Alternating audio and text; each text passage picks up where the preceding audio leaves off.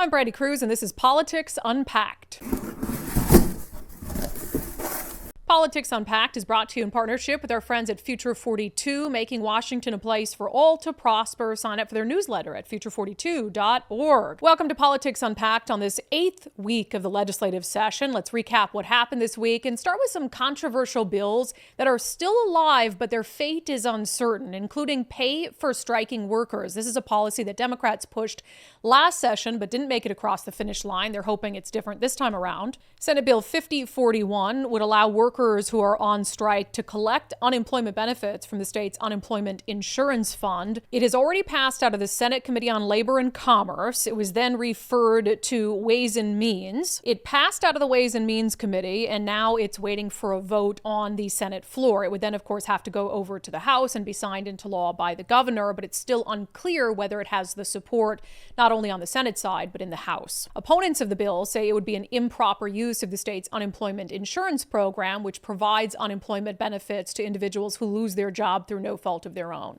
Another controversial bill that hasn't quite stalled out, but it's not clear if it has the support to move forward, is House Bill 1380. We've talked about it on the show before, and it would essentially make homeless individuals a protected class, making it easier for them to sue cities or counties that remove them from homeless encampments. The bill is backed by Democrats and has already passed out of the House Housing Committee and Appropriations. It's now waiting for a vote on the House floor. The bill says it would encourage the efficient use of state and local resources by providing clear guidance to local governments on how to balance public safety with the urgent need to transition people experiencing homelessness to safe and stable housing. It says it would encourage local governments to enact objectively reasonable time, place, and manner regulations to manage public spaces effectively and preserve public peace, health, and safety for the benefit of the entire community. But opponents, including an awful lot of local mayors, say this bill would hinder their ability to cut down on public camping. There is now bipartisan pressure in Olympia to get Senate Bill 5071 across the finish line after a similar bill died in the House. Senate Bill 5071 would expand the scope of Washington's child endangerment laws. Right now, under current law, a person can commit the crime of endangerment with a controlled substance if they knowingly allow a child to be exposed to meth or the ingredients used to make meth.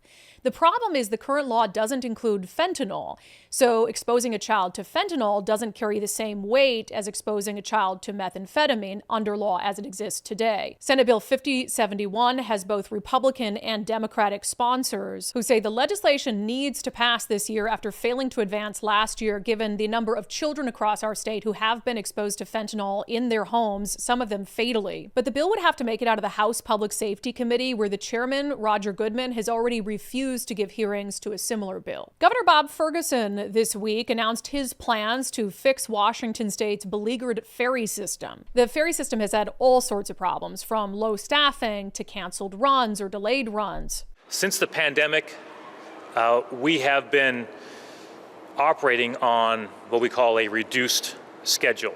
And this reduction has, of course, had significant impacts for Washingtonians who rely on the ferries for their daily activities, for getting to important appointments, for going to school, for getting to work. Today, I'm announcing short-term and long-term plans to fully restore the state's domestic ferry service to pre-pandemic levels by this summer. Part of the reason why we've had a reduced schedule since before the pandemic is because we've not had all of our boats in the water. One vessel, for example, the Wenatchee, one of our larger vessels, has been out of service in order to convert to be a hybrid electric engine. We have 2 more vessels slated for conversion over the next several years, which would also take them out of the water during that time. Today, I'm announcing that we are delaying the hybrid electric conversion for those remaining 2 state ferries. Ferguson says he hopes some of these changes will help in the short term while they come up with a long-term strategy. He also says they want to make sure to improve ferry service in time for the FIFA World Cup in Seattle in 2026. Meanwhile, a controversial bill now being discussed in Olympia that we haven't talked about on the show before is Senate Bill 5266, and it would allow juvenile offenders to petition for early release starting at the age of 24. The bill says any person convicted of 1 or more crimes committed prior to the person's 18th birthday may petition for early release if the person reaches the age of 24 or older, unless the person has been convicted of 3 or more murder offenses, in which case the person may petition after serving no less than 20 years.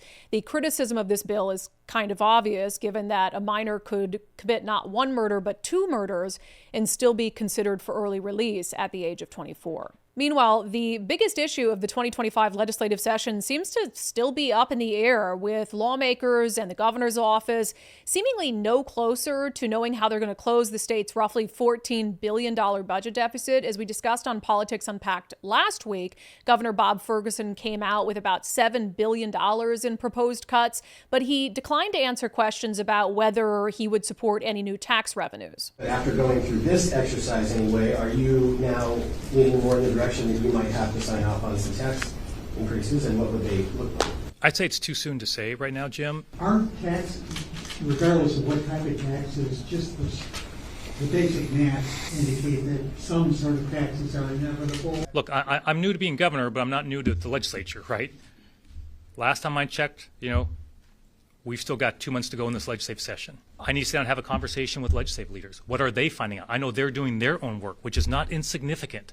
They're leaning into it as well.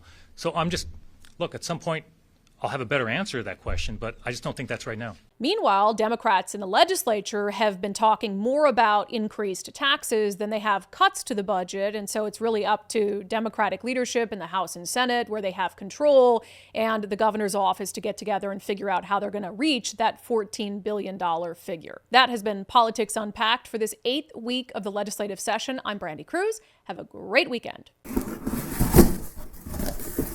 Politics Unpacked is brought to you by Future 42, making Washington a place for all to prosper. Sign up for their newsletter at future42.org. And in the meantime, join us 4 days a week for our live show, Undivided, where we give context and have important conversations about what's happening in Washington state and beyond. undividedpod.com. That's undividedpod.com.